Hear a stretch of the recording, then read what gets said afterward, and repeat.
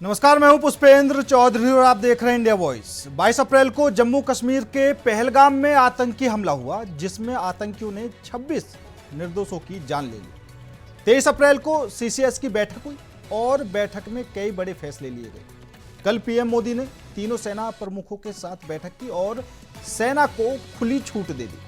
आज फिर सीसीएस की बैठक हुई और राष्ट्रीय सुरक्षा सलाहकार बोर्ड को दोबारा से बोर्ड का निर्माण किया गया है।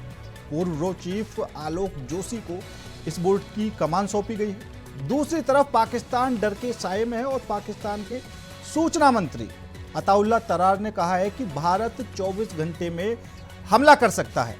मतलब पाकिस्तान डरा बैठा है और पाकिस्तान की जो मुश्किलें हैं वो भी लगातार बढ़ती जा रही हैं। हालांकि खबरें कई तरह की आ रही हैं कि चाइना और तुर्की पाकिस्तान की मदद कर रहा है। पाकिस्तान ने अपनी सिंध रेजिमेंट को भी आगे कर दिया है, लेकिन एक सवाल, पाकिस्तान की करतूतों का सभी को पता है और कोई भी देश फैसला कराने को भी आगे आने को तैयार नहीं है। मतलब साफ है, अब की बार आर पार। और इस पूरे मुद्दे को लेकर क्या कुछ प्रतिक्रियाएं सामने आई हैं, एक बार वो आपको सुना दें। हम प्रधानमंत्री की अध्यक्षता में हुई इस बैठक का स्वागत और सत्कार करते हैं, जिसमें सेना को खुली आज़ादी है कि वो कब, कहां और किस तरह से प्रहार। कांग्रेस के कुछ बड़बोले नेता अपनी भी पार्टी का और देश का भी माहौल खराब करने पर लगे हुए हैं। ये समय एकजुटता दिखाने का है, सेना के प्रति भी और सरकार के द्वारा लिए गए किसी भी कदम के प्रति।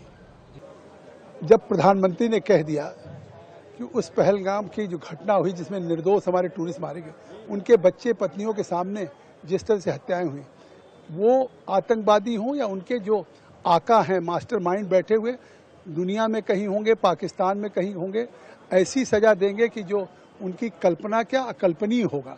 तो स्वाभाविक है कि उरी में अगर उन लोगों ने हिमाकत किया था, पुलवामा में किया था, उस समय हमने सर्जिकल स्ट्राइक किया, उसके बाद एयर स्ट्राइक किया, तो हम आतंकवाद के खिलाफ जीरो टॉलरेंस पे प्रधानमंत्री पूरी दुनिया में आज इस आतंकवाद के, और आज पाकिस्तान अलग थलग है, पूरा विश्व भारत के साथ है।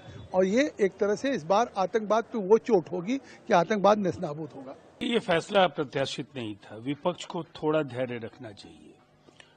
जो ये बेगुनाह लोगों की जानें गई हैं, उनकी शहादतों को हिंदुस्तान भूल नहीं सकता है और इसीलिए ये सीसीएस की बैठक, बड़े कूटनीतिक निर्णय लिए गए और उसके बाद पूरी दुनिया ने जो एकजुटता दिखाई है, फिर सीडीएस, एनएसए और army chief, external affairs minister, defence minister, इनको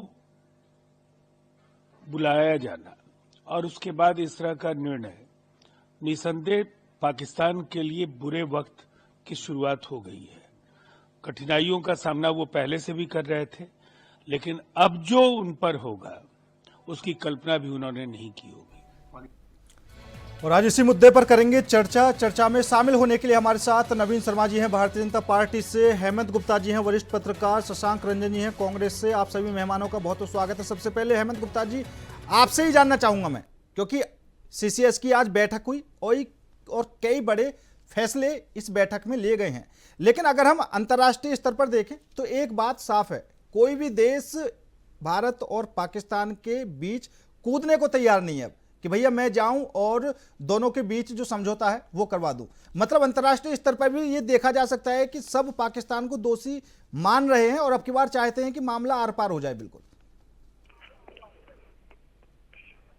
देखिए पुष्पेंद्र, अभी यूएन में भी इंडियन मेंबर ने कहा, मिस्टर पटेल ने स्पष्ट कह दिया कि दुनिया का सबसे मोस्ट आतंकवादी अगर दुष्ट देश है और आतंकवाद को पालता है तो वो पाकिस्तान। और भारत जो है वसुदेव कुटुंबकम के जरिए पूरे दुनिया को G20 में संदेश दे चुका था कि भारत जो है तो पूरी दुनिया को एक मानता है और वो अपने पड़ोसी के साथ वैसे ही व्यवहार करता है जैसे पिता पुत्र के साथ व्यवहार करता है। तो दुनिया को पता है कि भारत एक शांति प्रिय देश है, बहुत शक्तिशाली देश है, दुनिया का थर्ड इकोनॉमी बनने जा रहा है तो ये कंट्री किसी भी रूप में वायलेंस को एक्सेप्ट नहीं करेगा। अब रही पाकिस्तान की बात, तो पाकिस्तान शुरू से ही ये काम करता रहा। जब जिन्ना ने देश को बनाया तो उन्होंने कश्मीर को इसको चारागाह के रूप में बनाया, लेकिन जानते हैं एक्चुअल में चारागाह कराची है भारत के लिए। भारत जो आज जो सीसीए की बैठक की है, अगर कराची पोर्ट में अगर वो स्ट्राइक कर दे, वहां पर अगर वो अरेबियन सागर में आईएनएस आयरन को अगर वो डिपॉर्ट कर देता है, तो इकोनॉमिकल देखिएगा कि पूरे पाकिस्तान का जीडीपी 65% जीडीपी डैमेज हो जाएगा, तो उसका का पूरा इकोनॉमिकल कंडीशन खत्म हो जाएगा।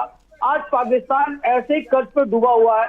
जैसे ही सीसीएस की मीटिंग में देखिए, पुलवामा के बाद 2019 के बाद ये एक साथ दो सीसीएस मीटिंग होना, ये अपने आप में बताता है कि प्रधानमंत्री के तरफ से पूरी तरीके से सेना के तीनों टुकड़ों को, तीनों विंग को, वो उनको खुली छूट दी गई है कि आपको क्या को कैसे पाकिस्तान पर अटैक करना, ये आप अपने हिसाब से करें। लेकिन आप इसको देखिएगा कि अगर भारत जो है पूरे विश्व स्तर पर एक स्ट्रेटेजी बनाए, ना वो आतंकवाद करेगा ना आतंकवाद को बढ़ावा देगा, तो सभी किसी न किसी रूप से रेडिकल जो इस्लामिक जो रूप लोग चला रहे हैं और इस्लाम के नाम पर लोग जो दुनिया में जो आतंकवाद को फैला रहे हैं, तो कहीं ना कहीं से हर देश इससे अफेक्टेड है और इसको खत्म करना चाहता है। ये इस्लाम है नहीं, पर इस्लाम को दूसरे रूप में लोग ले जा रहे हैं। तो इस वजह से पूरी दुनिया आज भारत के साथ खड़ी है और यहाँ तक इस्लामिक कंट्री भी है, वो भी भारत के साथ खड़े। पाकिस्तान आज पूरी दुनिया में अलग थलग पड़ गया, उसको कहीं से इकोनॉमिकल सपोर्ट नहीं मिल रही है, कहीं से फोर्स सपोर्ट मतलब मिलिट्री सपोर्ट नहीं मिल रही है, कहीं से लॉजिस्टिक सपोर्ट नहीं मिलेगी उसको। तो आज देखिए पूरी तरह से दुनिया में पाकिस्तान अलग थलग है। बिल्कुल नवीन शर्मा जी, क्योंकि आज सीसीएस की बैठक में एक बड़ा फैसला ये भी लिया गया कि जो सुरक्षा है उसमें जो बदलाव किया गया है, अब आलोक जोशी को कमान सौंपी गई है। तो क्या अब लगने लगा था कि जो सुरक्षा में चूक हुई उसमें कहीं ना कहीं अब इतनी रणनीति बनाने की जरूरत है कि आगे के लिए किसी तरह की कोई समस्या ना हो? नमस्कार, धन्यवाद। सभी साथी प्रवक्ताओं को भी नमस्कार। माननीय मोदी जी ने जिन बिंदुओं पर गहन विचार किया है और देश के सुरक्षा में चूक हो जाना, मतलब ये भारत जैसा देश तो जहाँ पे सुरक्षा में चूक हो जाना, ये बहुत आप कल्पना नहीं कर सकते हैं, क्योंकि हमारा देश आज सशक्त देशों में गिना जाता है। और माननीय मोदी जी ने इस चूक को इतनी गहराई से लिया है कि कहीं ना कहीं हमको जीवन में जब तक भारत देश के लोग मजबूत सशक्त खड़े होकर देश की ताकत का एक एक बूंद मजबूत ना करें, तब तक इसको कहीं ना कहीं सशक्तिकरण में रखना चाहिए। दूसरी चीज, मोदी जी ने जो भी डिसीजन आर्मी और भारतीय सेना के तहत उनके समक्ष रखा, वो कहीं ना कहीं भारतीय सेना को मजबूती के दायरे पे और मजबूत करता है, क्योंकि भारत देश का प्रधानमंत्री, रक्षा मंत्री, गृह मंत्री और जितने भी रक्षा हमारे विशेषज्ञ हैं, सभी के साथ बैठकर बस एक ही बात पे चर्चा हो रही है कि पहलगाम जैसी ये दर्दनाक जो आतंकवादियों ने गतिविधियां अंजाम दी हमारे भारत में आके, ऐसी दोबारा कभी सपने में भी ना दे सके। इसके लिए भारतीय सेना को जो ताकत भारतीय जनता पार्टी की सरकार केंद्र में जब आई है, उसके बाद ही उनके हाथ में लगी। हाँ, चूक हुई, उस चूक के एक एक चूक का बदला लिया जाएगा कि अगर भारत के अंदर ये इन 4-5 लोगों ने आकर जो ये नरसंहार किया है, इसका इस बार जो भारतीय सेना अब की ताबड़तोड़ जो जवाब देने वाली है, उसका अंदाजा पाकिस्तान को लग चुका है और पाकिस्तान कहीं ना कहीं बौखलाया हुआ है, उसके समझ के बाहर हो चुका है, क्योंकि वो भारत का मुकाबला किसी भी शक्ति से नहीं कर सकता। जल थल जो भी सेना हमारी है, कभी भी भारत पाकिस्तान को मिटाने का ताकत रखता है, मगर इस पहलगाम में जो भी हुआ उसका बदला लेने का काम भारतीय सेना के हाथ में मजबूती से सौंप दिया गया है। अब हम सबको थोड़ा और नजरअंदाज नहीं करना है, देश को देखना है, देश की ताकत को देखना है। इस वक्त विपक्षी पार्टियों का भी हृदय से सम्मानजनक उनका स्वागत, अभिनंदन है कि उनके विचारों के साथ आज हम देश को मजबूत करने की बात करते हैं। सही विपक्षी दलों का भी स्वागत है कि उन्होंने इस देश के दुखद समय में भारतीय जनता पार्टी की केंद्र सरकार प्लस माननीय मोदी जी के साथ खड़े हुए हैं। और मैं इस डिबेट के माध्यम से सही विपक्षियों को भी धन्यवाद देना चाहूंगा कि आप देश के मुद्दे पे अगर हम एक साथ खड़े होंगे, तभी दुश्मन देश ठीक है, कांपेगा। ठीक है, ठीक है, ठीक है। शशांक जी मैं आऊंगा आपके पास, लेकिन एक सवाल और हेमंत जी से ले लेता हूं। हेमंत जी, क्योंकि पहलगाम में जो हमला हुआ, ठीक है, अगर आपके पास या आपके एरिया में कोई बाहर का व्यक्ति आए तो आप उसे तुरंत पहचान लोगे कि भैया ये यहाँ का नहीं है, ये कहीं बाहर से आया है। वहाँ पर जो एजेंसियों ने पता किया और जो रिसर्च करके पता चला, ठीक है, कुछ वीडियो सामने आए, उन वीडियो में वो आतंकवादी घूमते हुए दिखाई दे रहे हैं। हमले से 6 दिन का वो वीडियो है। तो यहाँ पर ये भी स्पष्ट हो जाता है कि भैया जो वहाँ के कह सकते हैं कि जो लोकल लोग हैं उनका पूरा सपोर्ट उनको मिला हुआ था। ये सिर्फ सुरक्षा की बात नहीं है, सुरक्षा एजेंसियों पर सवाल नहीं है, ये जो वहाँ के नागरिक हैं वहाँ उनको भी सवाल उठते हैं, उन पर भी। देखिए पुष्पेंद्र, अभी नेशनल सिक्योरिटी एडवाइजरी बोर्ड की भी पुनर्गठन हो रही है और आपको पता होगा कि इसके जो चेयरमैन हैं आज के दिन में वो आलोक साहब हैं। वो जो रॉ के चेयरमैन थे, पहले फॉरवर्ड चीफ थे। बिल्कुल। उसके बाद एयरफोर्स मास्टर जो पीएन सिंह भी आ गए हैं इसी में। लेफ्टिनेंट जनरल एके सिंह आ गए हैं। रियल एडवाइजर जो है थे हमारे मोंटी सिंह आ गए हैं। राजीव रंजन वर्मा जो हमारे आईपीएस है, फॉर्मर आईपीएस, और मनमोहन सिंह आईपीएस और वेंकटेश वर्मा आईएएस आ गए। ये जो 7 लोगों की कमेटी बनी है, मैं आपको दावे के साथ बता रहा हूँ कि भारत में जो कुछ होने वाला है बहुत ही व्यापक रूप से ये परिणाम आने वाला है।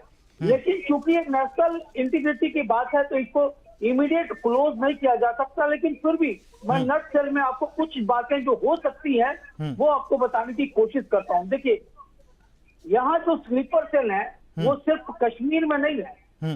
आप ऑन रिकॉर्ड देखेंगे भारत में 5 लाख ऐसे महिलाएं हैं जो पाकिस्तानी युवकों से शादी किए हैं। अगर उनके 5 बच्चे भी ले लिया जाए तो 25 लाख पॉपुलेशन जो पाकिस्तानी होते थे वो भारत में है। और वो आज बड़े भी हो गए, उनके माँ पिता बन गए, दादा दादी बन गए। अगर उनको 5 से मल्टीप्लाई कर दीजिए तो 1.5 करोड़ की आबादी, अनऑथराइज्ड आबादी भारत में, वो एक स्लीपर सेल का काम करती है। पहला आप देखिएगा 1971 के बाद जो भारत में आए थे उसमें मिसेस गांधी ने भी कहा था they must have to go back, लेकिन वो आज तक बैक नहीं हुए। आज पूरे भारत में बांग्लादेश से और रोहिंग्या 7 करोड़ से ऊपर पॉपुलेशन है और ये बल्क में रहते हैं। आप चाहे दिल्ली हो चाहे महाराष्ट्र हो, कहीं का भी कोई भी विधायक है वो जीतता है तो मालूम है बांग्लादेश और ये पाकिस्तानी लोग के बल पर ये वोट बैंक है। ये कहते हैं वोट ना जाए, जान चली जाए पर वोट ना जाए। आपको जो पहलगाम में जो मैटर हुआ है वो उसमें 7 दिन पहले ये आए थे। हमारा ये सिक्योरिटी फेल नहीं है, हमारा सिक्योरिटी फेल ये है कि हमारे इंटेलिजेंस को, चूंकि स्लीपर से जो बैठे हुए हैं इंडिया में, वो टुकड़ों में इनको सप्लाई करते हैं। एक उग्रवादी को, एक आतंकवादी को दूसरे आतंकवादी का एड्रेस नहीं मालूम होता है। उनका आका पाकिस्तान में बैठा होता है और वो उनको एडवाइस करता है कि आपको फला जगह में मिलना और फला आदमी से मिलना, और आपको एम्युनिशन आपको यहाँ फला जगह से आपको प्रोवाइड किया जाएगा। और तब जाके ये इवेंट को किया गया था। आप इसको देखिए, जो एक आदमी आपने देखा होगा ऋषि भट्ट को, जो वो रोपिंग कर रहा था, उसके पीछे गोलियां चल रही थी और उसके पीछे जो आदमी था अल्लाह अकबर करके कर रहा था, वो क्या जानते हैं, ये दे ऑल आर इन्वॉल्वड। मतलब इससे बिल्कुल साफ हो जाता है, इससे बिल्कुल साफ हो जाता है कि वहाँ के लोगों को भी पता था। वजह से इसको सिक्योरिटी फेल करके हम अपने आप को दोस्तों जो होते हैं। लेकिन अगर ये सिक्योरिटी फेल है तो आप सोच लीजिए कि ये टुकड़ों में क्यों आते। ये पहले भी हो सकता था, लेकिन इसके बावजूद हम लोग मानते हैं कि ये सिक्योरिटी फेल है, हमें और स्ट्रॉन्ग करने की जरूरत है। लेकिन अब जो होने वाला है, मैं आपको बता दूं, नेशनल लेवल पर, इंटरनेशनल लेवल पर, स्टेट लेवल पर और एक छोटे छोटे डिस्ट्रिक्ट लेवल पर भी ये अभियान चल रहा है, जिसका रिपरकेशन आपने योगी जी को देखा होगा कि वो अपने उत्तर प्रदेश से उन्होंने कहा कि यहाँ से अब निकाले जाएंगे। तो ये हर एक स्टेट को करना होगा। आपने देखा होगा कि सीसीपीए का जो मीटिंग हुआ, जो पॉलिटिकल एडवाइजरी कमेटी का, ये राज्यों के साथ और सेंट्रल गवर्नमेंट के साथ एक कॉम्बिनेशन पर काम करती है। तो ऐसे में ये बहुत बड़ा रिजल्ट आने वाला है। लेकिन सारी बातें हम लोगों को अभी पब्लिसाइज नहीं करनी चाहिए और गवर्नमेंट भी नहीं कर रही है, लेकिन इसका बहुत बड़ा रिपरकेशन और बहुत बड़ा एक्शन होने वाला। ठीक है, ठीक है, ठीक है। शशांक रंजन जी, क्योंकि अब ऐसी स्थिति में जहां सियासी दल लगातार कहने से लगे हुए हैं कि हम भारत सरकार के साथ हैं, दूसरी तरफ कांग्रेस के नेताओं के बयान इतने बेतुके आ जाते हैं, उससे फिर ये समझ में नहीं आता कि भैया आपका किस तरह का तो साथ है और किस तरह का विरोध है।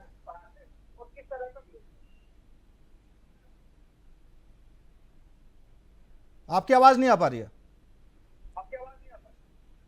शशांक रंजन जी, एक बार अपना फोन अनम्यूट कर लीजिए।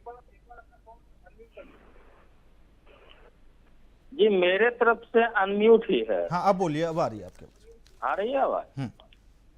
जी मैं बताना चाहूंगा कि कांग्रेस पार्टी का विचारधारा हमेशा से राष्ट्रहित में रही है और सरकार किन्हीं की भी रहे, राष्ट्रहित के मुद्दे पर सरकार का साथ देना कांग्रेस की सभ्यता रही है, कांग्रेस की विचारधारा रही है।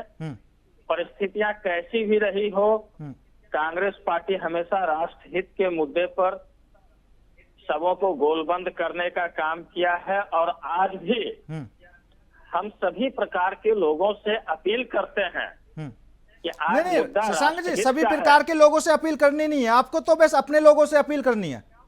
जी हम हमारे सभी प्रकार के लोगों में हमारे लोग भी आते हैं। नहीं सभी प्रकार के लोग उल्टे सीधे बयानबाजी नहीं कर रहे ना, आपके लोग बयानबाजी करने से लगे हुए हैं। देखिए अब एक दो लोगों के तटस्थ होने से कांग्रेस पार्टी की विचारधारा बदल नहीं जाने वाली बस है। यही समस्या है, यही समस्या है। जब कोई एक दो लोग आपकी पार्टी की तरफ से किसी तरह का बयान दे देते हैं तो बोल देते हैं कि ये उनका व्यक्तिगत बयान है। नेतृत्व की ओर से निकल कर आ रही है, वही कांग्रेस पार्टी की विचारधारा है।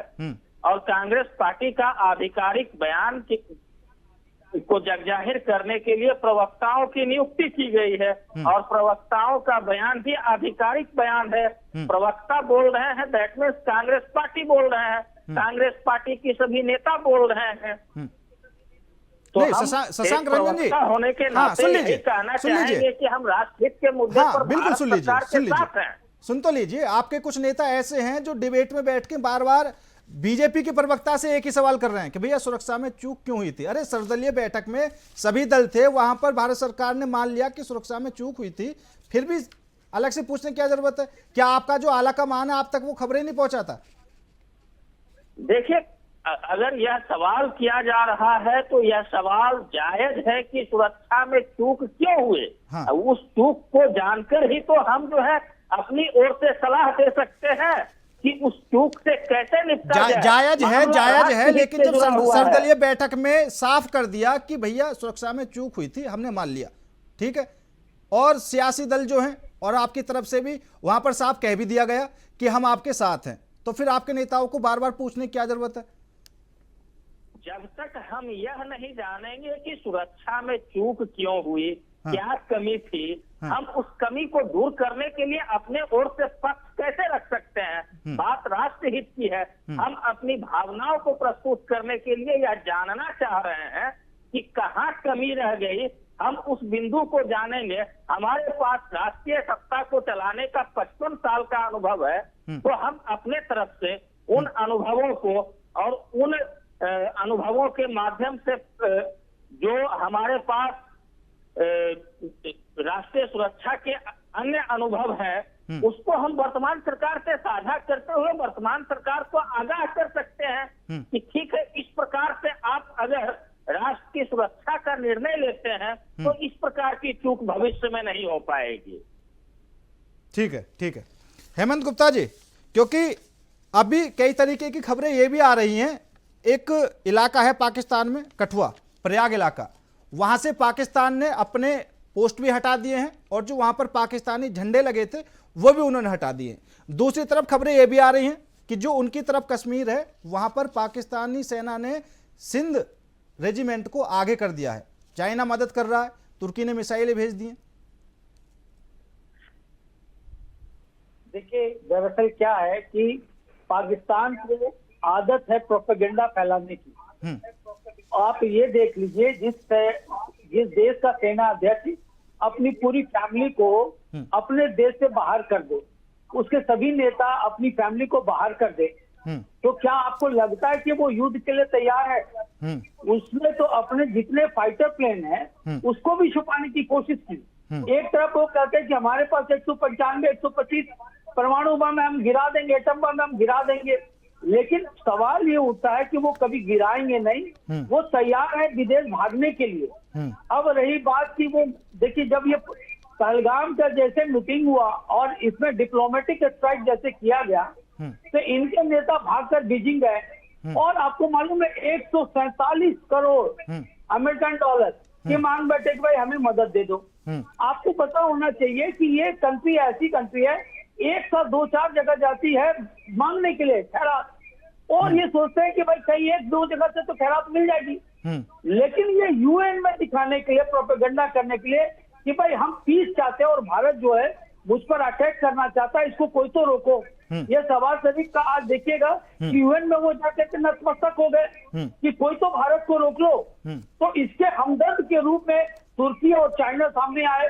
लेकिन आप देखिएगा कि जब अरब सागर में अगर इकोनॉमिकल स्ट्राइक करनी होगी भारत को, और अगर उसने आईएनएस अरिहंत को अगर अपॉइंट कर दिया वहां पर, तो इसकी सारी खत अप्लाई, सारी लॉजिस्टिक बंद हो जाएगी। टोटल कितना प्लेन से, कितने फाइटर प्लेन से वहां पर सप्लाई कर पाएंगे? वो सीधा कराची होगा, कराची पोर्ट होगा, बिंदल सिंह होगा और गवादर, सब खत्म हो जाएंगे इनके। तो ये जो एक गीदड़ बक्की दी जा रही है पाकिस्तान की तरफ से, ये करने वाले नहीं है। लेकिन आपको मैं बता दूं कि ये जो मोदी की सरकार, मोदी जी की सरकार, हमारे माननीय प्रधानमंत्री है, ये पहले देश के ऐसे नेता हैं जिन्होंने कहा कि हम लेंगे और आपको इसका परिणाम भुगतना पड़ेगा। तो आपको देखिएगा इसका परिणाम व्यापक रूप से देखने को मिलेगा। और इसीलिए इन्होंने सेना के तीनों विंग को खुली छूट दे रखी है। साथ साथ यदि देखिए जो अभी ये डिप्लोमेटिकली जो स्ट्राइक किया है उसका रिपरकेशन देखने लगा आपको, वहां की स्थिति क्या हो गई, इकोनॉमिकल कंडीशन डैमेज होने लगी है, लोग वहां के भाग रहे, सेना वहां इस्तीफा दे रही है, इनके कई जनरल इस्तीफा दे दिए, तो सेना खुद घबराई हुई है। अब ये किसी भी रूप में भारत को, क्या पूरे वर्ल्ड को ये दिखाना चाहते हैं कि पाकिस्तान किसी तरह से युद्ध नहीं, शांति चाहता है, पर ये इन पर कोई विश्वास करने वाला भी नहीं है। ठीक है, हमारे साथ राजनीतिक विश्लेषक अनुराग नाहता जी भी जुड़ चुके हैं। अनुराग जी, आप किस तरीके से देखते हैं, क्योंकि 23 अप्रैल को भी सीसीएस की बैठक हुई, आज फिर बैठक हुई, संयुक्त राष्ट्र में योजना पटेल ने पाकिस्तान को जमकर लताड़ा, पाकिस्तान के सूचना मंत्री खुद कहते हुए नजर आ रहे हैं कि भैया 24-25 घंटों में भारत पाकिस्तान पर हमला कर सकता है।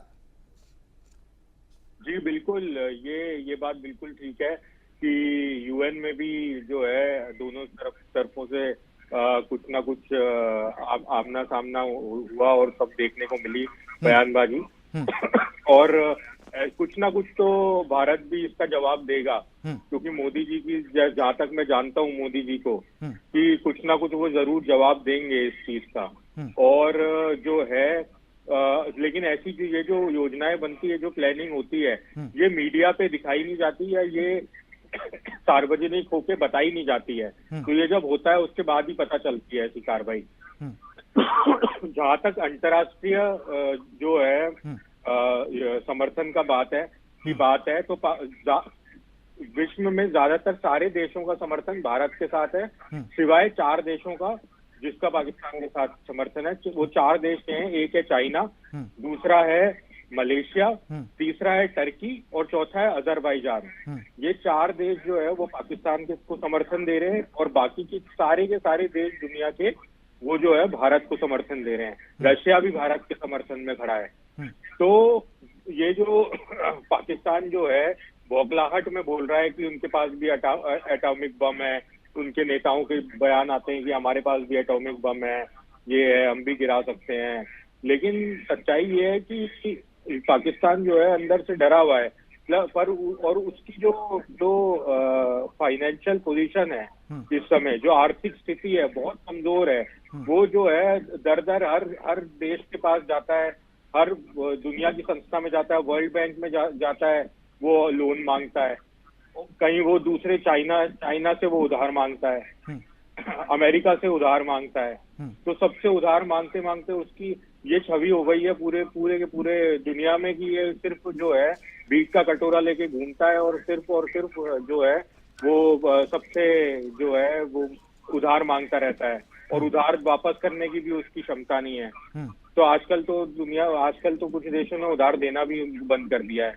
पाकिस्तान जहाँ तक कि अमेरिका ने भी उसको जो है वो पैसे देना जो है अब उनका बजट में अब कम कटौती कर दी है ट्रम्प के आने के बाद कि अब हम इनको पैसा नहीं देंगे। तो जो है पाकिस्तान पूरी तरफ से चारों तरफ से इस समय घिरा हुआ है। हमारे शिकायत सिर्फ इतनी सी है कि जो पाकिस्तान में जो ये आतंकवादी गतिविधियां हो रही है, तो ये पाकिस्तान की सरकार और पाकिस्तान की आर्मी खुलेआम उस चीज को समर्थन दे रही है, उस पर कोई भी एक्शन नहीं ले रही। और ये ऐसा नहीं है कि भारत में ये आतंकवाद की घटनाएं हो रही है, ये आतंकवादी घटनाएं कभी कभी पाकिस्तान में भी देखने को मिली है। जब स्कूल में हमला हुआ था 200 बच्चों की जान भी गई थी, आज के 6 या 7 साल पहले की ये बात है। और वहां पे भी बम धमाके हमने देखा है होते गए हैं। तो अब तो ये वहां पे भी जो है धमाके करने लगे हैं। पाकिस्तान के अंदर भी ये लोग जो है इनको तंग करते हैं। और लेकिन पाकिस्तान में क्या है कि ये आतंकवाद को 2 घेरों में जो है बांट दिया है, गुड टेररिज्म और बैड टेररिज्म। मतलब जो भारत के खिलाफ है वो तो अच्छा है, जो पाकिस्तान के खिलाफ है वो बुरा टेररिज्म। लेकिन मैं ये कहता हूँ कि जो आतंकवाद है उसको हम अच्छा और बुरे में हम नहीं गिन सकते। आतंकवाद हमेशा बुरा ही होता है, मासूम लोगों की जान लेना हमेशा ही बुरा होता है, चाहे वो किसी भी देश के लोगों की जान ले। तो ये जो है ये पाकिस्तान को ये बात समझनी होगी अब। और भारत, जहां तक मेरे को लगता है कि मोदी जी फिर से एक बार सर्जिकल स्ट्राइक करेंगे और जो पाकिस्तान में खासकर पीओके में जो आतंकवादी के कैंप चल रहे हैं जिसमें पाकिस्तान की आर्मी का भी समर्थन है, वहां पे हमला हो सकता है। ठीक है। हेमंत गुप्ता जी, एक बात और समझना चाहूंगा आपसे, क्योंकि अभी हम सब लोग ग्लोबल स्तर पर देखने की कोशिश कर रहे हैं कि भारत के पास कितनी ताकत है, पाकिस्तान के पास कितनी ताकत है। लेकिन यहां पर हमें एक चीज समझनी होगी, पाकिस्तान अपने अंदर बीएलओ से भी नहीं लड़ पा रहा है, ठीक है। वो उनकी ट्रेन पर कब्जा कर लेता है तो पाकिस्तान की सेना उनको भी नहीं छोड़ा पाती। देखिए, पाकिस्तान आज के दिन में अगर देखा जाए तो चारों तरफ से घिरा हुआ। एक तो बलूचिस्तान में उसके खिलाफ चल रहे हैं, गिलगित में अलग चल रहे हैं। गिलगित और बलूचिस्तान तो उन्होंने अपना एक एरिया बना लिया था जहां पर वो टेररिस्ट कैंप लगाते थे और वहां से भारत में वो माइग्रेट करवाने की कोशिश करते थे। अभी भारत क्या कर रहा है, उन देशों पर नजर रख रहा है और उधर से ऊपर की तरफ से अटैक करने की कोशिश करेंगे। तो इनको देखिएगा, ये चौतरफा जो मार पड़ेगी।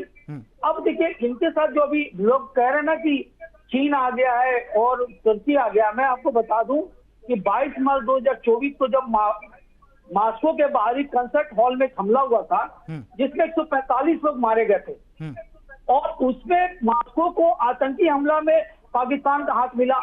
उसी तरीके से ईरान वाले फैसले में आप देखिएगा कि 16 जनवरी 2024 को पाकिस्तान बलूचिस्तान फ्रंट में जो जैश उल अदल के जो ठिकानों पर निशाना बनाया था, मिसाइल हमले किए थे। लगातार ईरान पाकिस्तान की हमले से और इससे परेशान होकर के उसने पाकिस्तान स्थित सुन्नी चरमपंथी जो जैश समूह है, जैश उल अमल सिस्तान बलूचिस्तान प्रांत में ईरानी सुरक्षा बलों पर लगातार हमले कर रहे। तो ईरान भी इसके तरफ से इसके विरुद्ध में हमला कर रहा है और इस वजह से देखिएगा कि ईरान चारों तरफ से, पाकिस्तान चारों तरफ से घिरा हुआ है। बिल्कुल, बलूचिस्तान भी चाहते हैं वो भारत के साथ जाए। हाँ, पाकिस्तान उस पर जबरदस्ती आर्म फोर्स डाल करके परेशान करता है। हाँ। तो पाकिस्तान कहीं भी नहीं स्ट्राइक कर रहा। ठीक है नवीन शर्मा जी, क्योंकि कांग्रेस हमेशा बीजेपी पर एक चीज का दबाव बना देती है, ठीक है, कि भैया हमने बांग्लादेश को अलग कर दिया था, हमने पाकिस्तान के 2 टुकड़े कर दिए थे। कहीं ऐसा तो नहीं आपकी भी प्लानिंग चल रही हो बलूचिस्तान को आजाद करने की? सबसे पहले तो देश की सुरक्षा में जो कुछ भी जायज है, जहां पर देश की सुरक्षा और देश को मजबूत करने की बात होगी, वो भारत सरकार मजबूती से, इस वक्त मोदी जी की सरकार है, भारत के 140 करोड़ की चुनी हुई सरकार है। तो हम लोग ये सबसे पहले महत्व देते हैं कि देश को चलाने के लिए क्षमता वाला प्रधानमंत्री होना चाहिए, वो श्री मोदी जी के अंदर क्षमता है।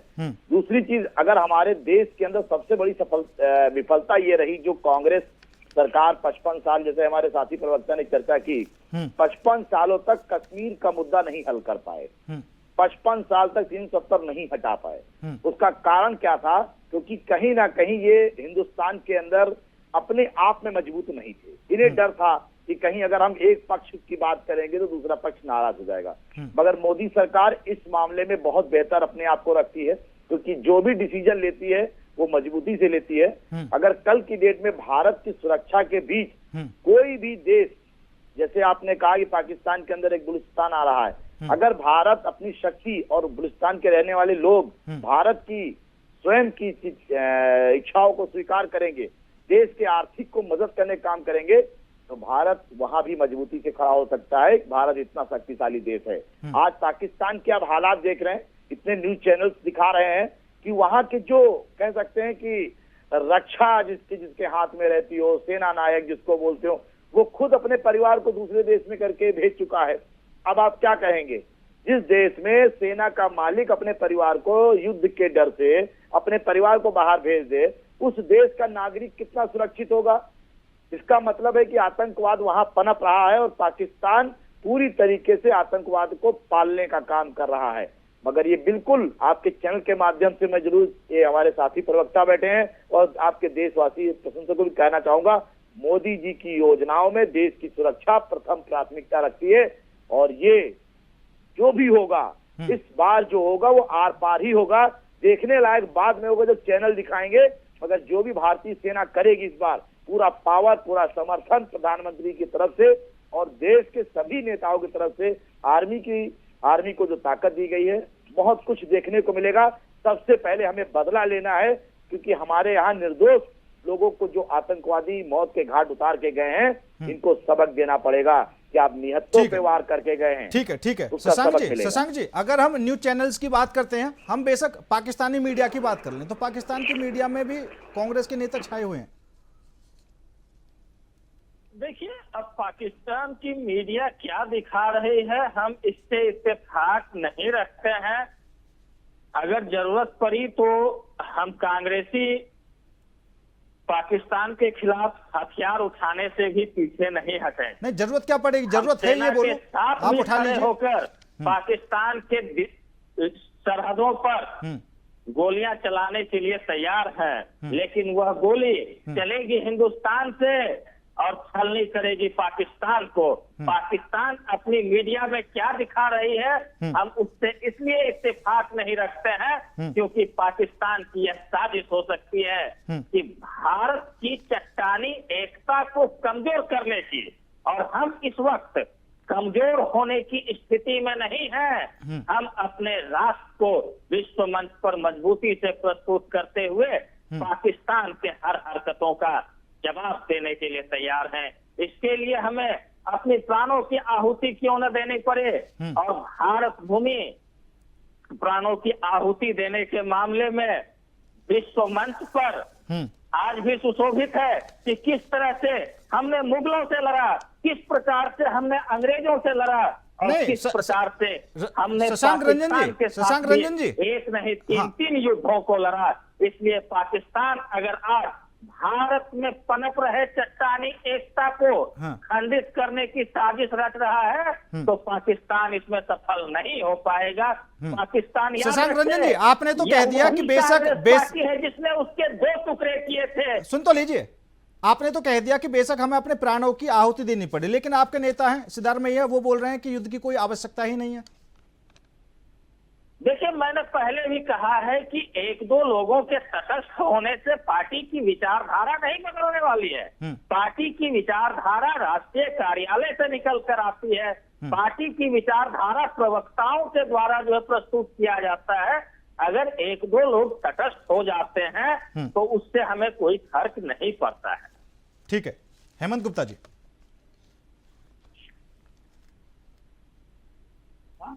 दुनिया के सभी मुल्क पाकिस्तान को आतंकवाद का एक गढ़ मानते हैं। मैंने आपको बताया था कि ईरान के सुन्नियों को जितने आतंकवादी उनको रोकने में विफल रहा। मॉस्को में इन्होंने हमला करवाया। 7 जुलाई 2005 को बेलटेन में जो ट्रांसपोर्ट नेटवर्क पर हमला हुआ था जिसमें 52 लोग मारे गए थे, वो पाकिस्तानी ही सेंड किए हुए सब आतंकवादी लोग थे।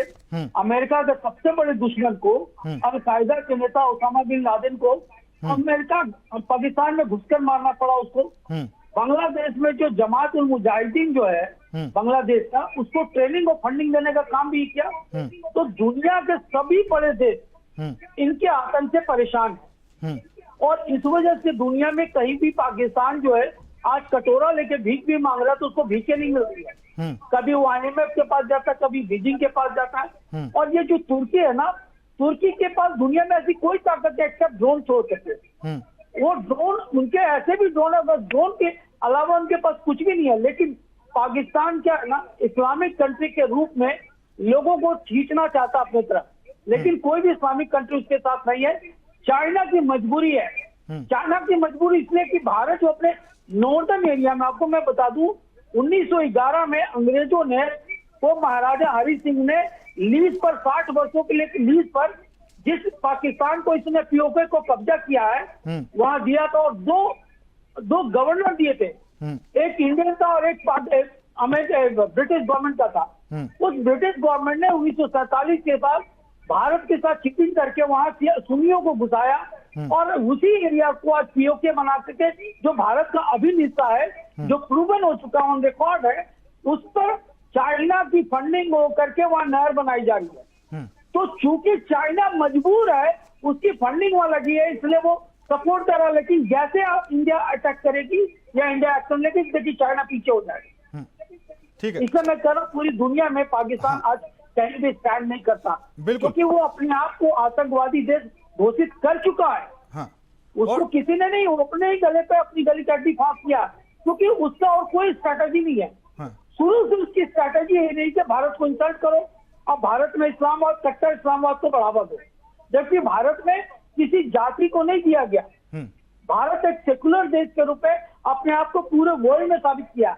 लेकिन देखिए आज कंट्री में जो रूल बन रहे हैं और जो कानून बन रहे हैं इस पार्लियामेंट से जो बन रहे हैं, वो क्यों बन रहे हैं उसको समझने का कोशिश करिए। पूरे बांग्लादेश, पूरे पाकिस्तान की जो क्षेत्रफल है 8 लाख एकड़ होगी स्क्वायर किलोमीटर, उससे कहीं ज्यादा भारत में मुसलमानों के पास वक्फ बोर्ड की जमीन है। अब देखिए, आपको मैं ये भी बता रहा हूँ, पूरे पाकिस्तान की आबादी देख लीजिए, उससे कहीं ज्यादा आबादी भारत में है।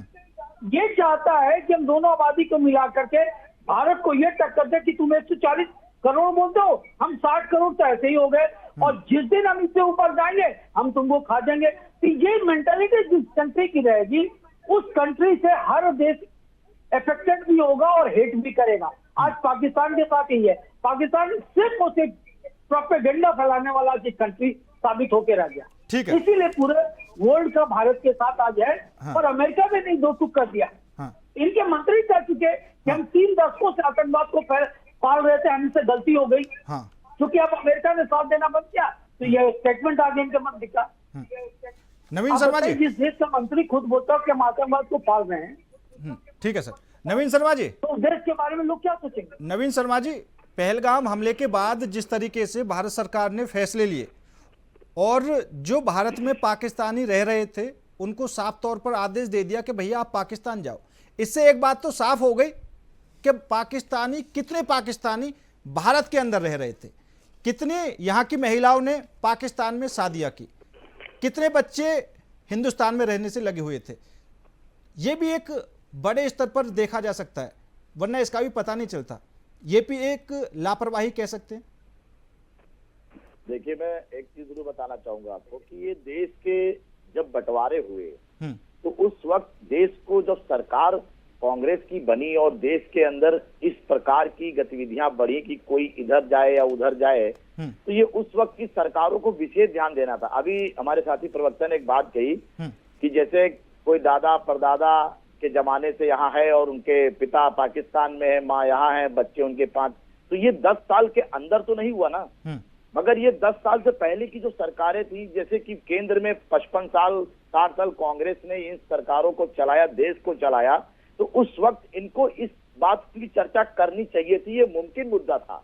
मगर इनका कहने का मतलब है कि जैसे मेरे बड़े भाई साहब प्रताप जी ने कहा कि आज आप 2 करोड़ के लिमिट के आसपास इनकी फैमिलियां अटैच हैं, तो कहीं ना कहीं अब ये जो मुद्दा देश के अंदर आ रहा है कि भाई हमको तो सफाया करना पड़ेगा। भाई अब अपने देश जाइए, अगर आप हमारे यहाँ मुफ्त राशन लेने की योजना में आएंगे, आप हमारे यहाँ गरीबी रेखा के राशन कार्ड को दिखाकर सारी योजनाएं ले रहे हैं, और हमारे देश का जो मुसलमान है जिसने हमारे देश की मिट्टी के लिए अपनी जान दी, कुर्बानी दी, आजादी में बहुत बड़ा भागीदार रहा, उस मुसलमान का नंबर ही नहीं आता।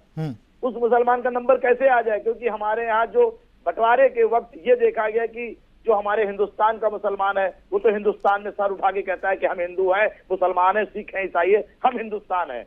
मगर जो कहीं ना कहीं ये 2 से 2.5 करोड़ मुसलमान 55-60 सालों के अंदर अपनी इस भारत के अंदर अपनी जड़ फैला रहे हैं, उनको अगर भारत सरकार आज की डेट में ये आदेश करता है कि आप अपने देश को जा सकते हैं, नहीं जाएंगे तो आपको भगाया जाएगा, तो अभी तो सम्मानित रूप से कहा जा रहा है नागरिक है, आप यहाँ के नागरिक हैं, मगर आप वहां के रहने वाले हैं तो आपको अपने देश जाना चाहिए। दूसरी चीज, आज देश के अंदर ये जो हमले होते हैं, ये हमलों पे आप थोड़ा सा भी गौर कीजिए। जो इनके सरपरस्त हैं, बिना सरपरस्त के कोई आतंकवादी इंदर नहीं कर सकता, क्योंकि इतना हमारा बॉर्डर मजबूत है। मगर सरपरस्त अपने भाई बहन बना के इनको ले आएंगे, इनको अपने घर का रिश्तेदार बना के ले आएंगे। ये चीजें कहीं ना कहीं देश के अंदर बहुत दुखद था, मगर आज भारत सरकार ने बहुत कड़ा संदेश दिया है पाकिस्तान को और पाकिस्तान के लोगों को कि भारत पूरी तरीके से आजाद हुआ है और होकर भी कहेगा कि हम आजाद हैं। हम पाकिस्तानियों को अपने देश में बिल्कुल नहीं रखेंगे। उत्तर प्रदेश ने तो इस मामले में हमारे माननीय मुख्यमंत्री योगी जी ने बहुत सख्त कड़ा कानून उठा दिया है कि अगर आप तारीख को भूल गए तो हम आपको तारीख भी याद दिला देंगे। आप जिस देश के हैं उस देश में जाइए, क्योंकि हमारे देश के अंदर ये इतनी गतिविधियां बढ़ गई हैं जिसके कारण इन्हीं ऐसे लोगों के कारण इन लोगों के रिश्तेदार बता के वो यहाँ एंट्री करेंगे, इनके शादियों में आएंगे, हमारे देश की आवपाल लेंगे, हमारे देश की फोटोग्राफी करेंगे, फिर जाके वो वहाँ उनको आतंकवादियों को सौंपेंगे। ये बिल्कुल बर्दाश्त नहीं हो सकता।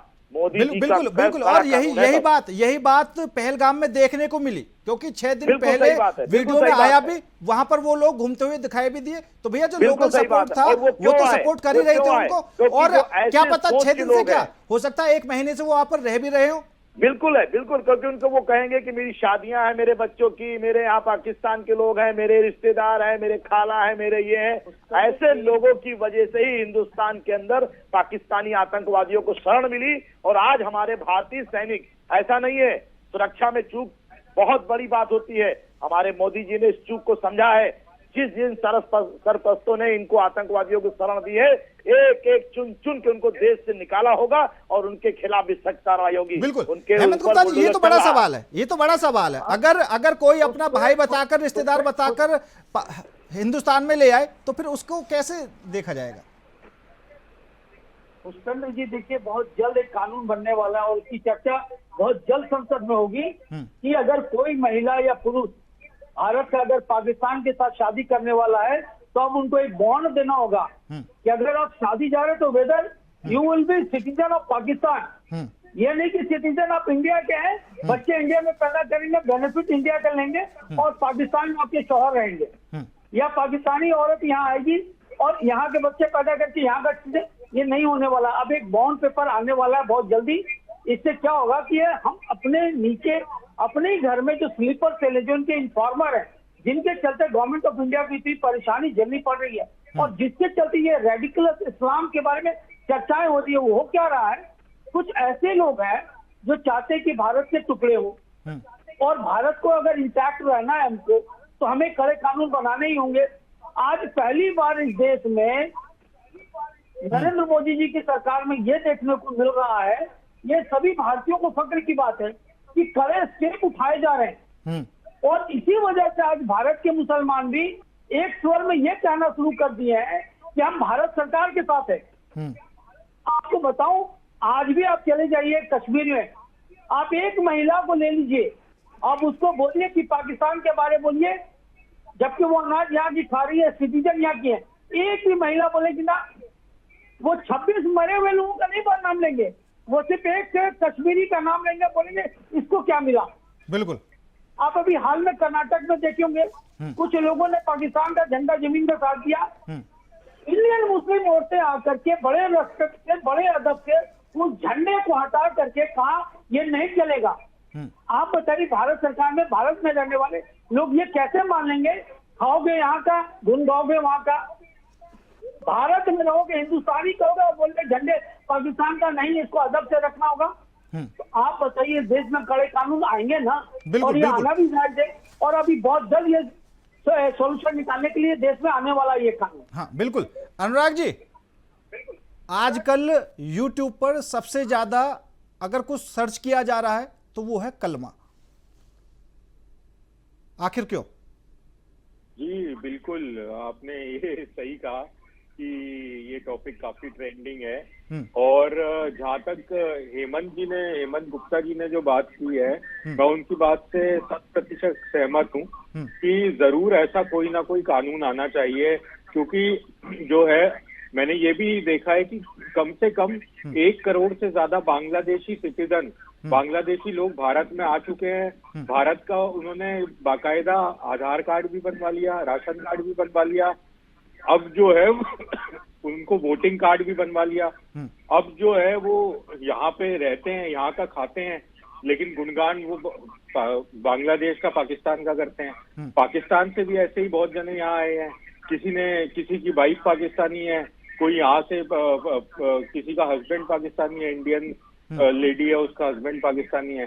तो अब ये जो है, ये 1 करोड़ या 2 करोड़ जितने भी ये जो लोग हैं जो बाहर के, जो भारत में रह रहे हैं और जो कानून का उल्लंघन भी कर रहे हैं, इनमें से बहुत सारे लोग अपराधी भी हैं और आतंकवाद को शरण दे रहे हैं यहाँ पे, तो ये चीज चलनी नहीं चाहिए। इसकी वजह से क्या है कि ये बिल्कुल सही हेमंत गुप्ता जी ने कहा कि भारत का मुसलमान भी बहुत परेशान है इससे, कि भारत में जो 20 से 25 करोड़ मुसलमान रहते हैं, उनका भी नाम खराब होता है इस चक्कर में, जबकि वो पूरी तरीके से भारत के प्रति वफादार है और अपनी जान भी देने को तैयार है, कुर्बान करने को तैयार है, लेकिन उसका भी नाम खराब होता है कि क्योंकि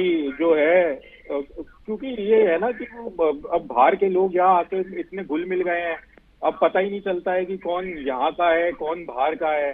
कई बार ये भी मुश्किल हो जाती है पता करना। तो जो है ये अब तो भारत के जो मुसलमान हैं वो भी कहने लगे कि हाँ, ऐसे लोगों का पता लगाओ कि जो बाहर से हमारे यहाँ पे आए हैं और यहाँ पे रह रहे हैं, गलत अकानूनी गैर कानूनी तरीके से भारत में रह रहे हैं, उनको बाहर भगाओ। जैसे अभी आपने कुछ दिनों पहले देखा होगा कि जो अमेरिका की सरकार थी, उन्होंने गैर कानूनी तरीके से रहने वाले लोगों को अपने देश से बाहर निकाला था। उसमें 206 कुछ भारतीय भी थे उसके अंदर, तो वो भारतीय भी यहाँ पे जो है अमेरिका से भारत लाए गए थे और उनको जो है भारत भेजा गया था, क्योंकि उनके पास डॉक्यूमेंट नहीं थे बराबर। तो भारत में भी ऐसा करना चाहिए हमें कि जिसके पास प्रॉपर डॉक्यूमेंट नहीं है, जो बाहर से आया है, बिना वीजा के है या जिसका वीजा एक्सपायर हो गया, ऐसे लोगों की लिस्ट बनाएं और ऐसे लोगों को वापस उनके देश भेजा जाना चाहिए, क्योंकि वो भारत का जो है, भारत का खा रहे हैं, भारत पे बोझ बने हुए हैं, लेकिन उसी तरफ भारत के खिलाफ काम कर रहे हैं, वो आतंकवादी को शरण दे रहे हैं। बिल्कुल, और आधी इन्फॉर्मेशन तो वैसे ही लीक हो जाती है जब यहाँ रह रहे पाकिस्तान के लोग डेली फोन पर बात करके इधर उधर कर देते हैं बातों को। सही बात है, जो हमारे सीक्रेट है वो बाहर जाते हैं, जो इसकी वजह से हमारी आर्मी को सफर करना पड़ता है, हमारी इंटेलिजेंस को सफर करना पड़ता है, जो हमारे देश का आदमी अंत में तो हमारे देश का आदमी मर रहा है। तो हमें जो है अपने देश की सुरक्षा के लिए और ज्यादा गंभीर रूप से ये कदम उठाना ही चाहिए। ठीक है शशांक रंजन जी, एक तो होता है सुरक्षा में चूक और एक होता है सुरक्षा को और ज्यादा मजबूत करना, ठीक है। और ये जो भारत पाकिस्तान के लोगों के बीच रिश्तेदारी चल रही है, इधर से उधर आदान प्रदान, ये अभी तो है नहीं, 2014 के बाद पहले से ही है। किसी के अगर 25-25 साल के लड़के हैं तो मान सकते हैं 25 साल पहले से चल रहा है। देखिए यह तो मानना ही पड़ेगा, क्योंकि पाकिस्तान भी कभी भारत का अंग था और भारत और पाकिस्तान के बीच सांस्कृतिक संबंध तो है ही, और यह संबंध जो है आजादी के पूर्व से चले आ रहे हैं, इसलिए इसके लिए न कांग्रेस जिम्मेदार है न भारतीय जनता पार्टी जिम्मेदार। आजादी से पूर्व से चले आ रहे हैं, वो तो पहले का हो गया ना, जब आजादी होगी दोनों देश तो फिर क्या बात। तो देखिए संबंध तो मैत्रीपूर्ण रखने का प्रयास किया ही गया है। हाँ, ठीक है, और संबंध बनाने के लिए तो काफी समझौते भी भारत सरकार और पाकिस्तान सरकार के बीच हुए, ठीक है, लेकिन वो अंतर्राष्ट्रीय लेवल पर है ना सारी चीजें। जी हाँ। तो देखिए, यह जो है वैवाहिक संबंध अगर स्थापित हो रहा है तो यह सिर्फ भारत और पाकिस्तान के बीच का ही मसला नहीं है, क्योंकि ऐसे संबंध भारत का कई देशों के साथ है और इसमें सिर्फ पाकिस्तान को ही जोड़ दिया जाना उचित नहीं है। अच्छा, और इसके लिए मतलब किसी भी सरकार को जो है दोषी नहीं ठहराया जा सकता है, चाहे सरकार किसी की भी रही। शशांक रंजन, ये तो गलत बात है। ये तो ऐसा लग रहा है कि आपका खुद का दर्द बाहर आ रहा है कि पाकिस्तान को दोषी ठहराना ठीक नहीं है। नहीं, मैं पाकिस्तान को दोषी ठहराने की बात नहीं कर रहा हूँ। हाँ। यह जो वैवाहिक संबंधों की बात हो रही है, हाँ। इसके लिए नहीं, मुझे लग रहा है, ठीक है, ठीक है हेमंत गुप्ता जी, मुझे लग रहा है कि ये जो आपकी बार मोदी जी ने चोट मारी है ना, ये बिल्कुल सटीक मारी है। देखिए, ऐसी कोई बात नहीं है और यह संबंध मैंने अभी कहा कि सांस्कृतिक संबंध आजादी के पूर्व से बनी हुई है और आजादी के बाद भी यह बरकरार रहा है। और इस बीच में कांग्रेस की सरकार रही है, जनता दल की सरकार रही है, भारतीय जनता पार्टी की सरकार भी रही है। ऐसा नहीं है कि भारतीय जनता पार्टी की सरकार माननीय नरेंद्र मोदी जी के नेतृत्व में पहली बार बनी है। माननीय प्रधानमंत्री जी से पहले अटल जी के प्रधानमंत्रित्व काल में भी भारतीय जनता पार्टी के नेतृत्व में सरकार बनी है। और मैंने स्पष्ट कहा है कि इसके लिए किसी भी सरकार को दोष देना उचित नहीं बिल्कुल, है। बिल्कुल बिल्कुल बिल्कुल। और सुन लीजिए, ठीक है, जब अभी आपने कही कि भैया सुरक्षा में चूक हुई, हमें बताओ आखिर क्यों हुई। ठीक है, 2018 में जब मुंबई में हमला हुआ तो खुद संसद में उस समय के प्रधानमंत्री डॉक्टर मनमोहन सिंह जी ने देश से माफी मांगी थी कि हम हमले को रोक नहीं पाए। ठीक है, और अगर यहां पर भारत सरकार भी सबके सामने, सियासी दलों के सामने झुक रही है कि भैया सुरक्षा में चूक हुई है, हम मानते हैं, तो फिर उस बात का बतंगड़ बनाने से क्या फायदा। ये बात का बतंगर नहीं बनाया जा रहा है, बल्कि कांग्रेस पार्टी यह जानना चाह रही है कि कमियां कहां रही है, ताकि अपनी ओर से उचित एहतियात पर चर्चा किया जा सके। भारतीय जनता पार्टी के अब भारत सरकार ने बदलाव तो कर दिए ना, अब तो सुरक्षा सलाहकार बोर्ड में भी नई नियुक्ति कर दी है, उसको और ज्यादा मजबूत कर दिया। देखिए, स्वागत करते हैं, हम कामना करते हैं कि भारत की सेना इतनी मजबूत हो कि भारत अकेला रहे और पूरा दुनिया एक तरफ रहे और भारत की सेना पूरी दुनिया पर भारी पड़े। हम ऐसा कामना करते हैं। ठीक है, लेकिन ध्यान रखना पाकिस्तान से रिश्तेदारी बंद हो जाएगी। हेमंत गुप्ता जी, बिल्कुल बंद हो, हम उसका भी स्वागत करेंगे। ठीक है हेमंत गुप्ता जी, सुन पा रहे। पाकिस्तान से रिश्तेदारी बंद होकर भारत सुरक्षित होता है तो ऐसी रिश्तेदारी को तोड़ देना हम नहीं समझते हैं। बिल्कुल बिल्कुल बिल्कुल सुरक्षित रहेगा।